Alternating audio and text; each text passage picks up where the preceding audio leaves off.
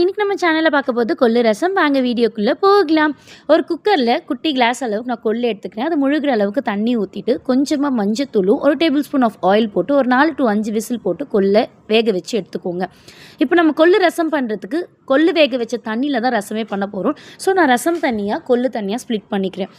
வேக வச்ச கொள்ளில் நம்ம பருப்பு துவையல் மாதிரி பண்ணலாம். அது சாப்பாடுக்கு நல்லா இருக்கும். நான் நெக்ஸ்ட் வீடியோவில் அதை அப்லோட் பண்ணுறேன்.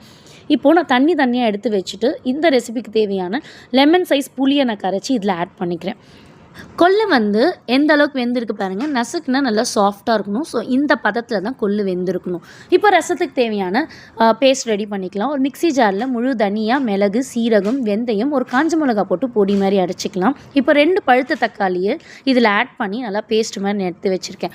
ஆல்ரெடி நம்ம கொள்ளு வேக வச்ச தண்ணியில் புளிசார் சேர்த்துருக்கோம் இல்லைங்களா, அதில் இந்த பேஸ்ட்டையும் நம்ம ஆட் பண்ணிக்கலாங்க.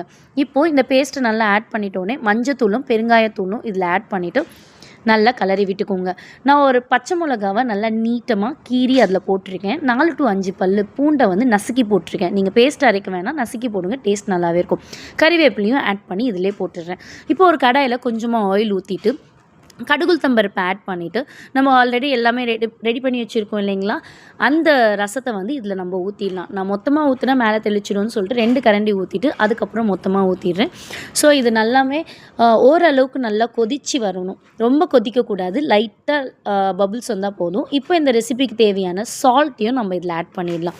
சால்ட் ஆட் பண்ணிவிட்டு டேஸ்ட் எல்லாமே பார்த்துட்ட உடனே லைட்டாக நம்ம பபுள்ஸ் வர வரைக்கும் வெயிட் பண்ணிவிட்டு பபுள்ஸ் வந்தோடனே கொத்தமல்லி போட்டு இறக்கணுன்னா வீடே மணக்கிற அளவுக்கு சூப்பராக இருக்குங்க.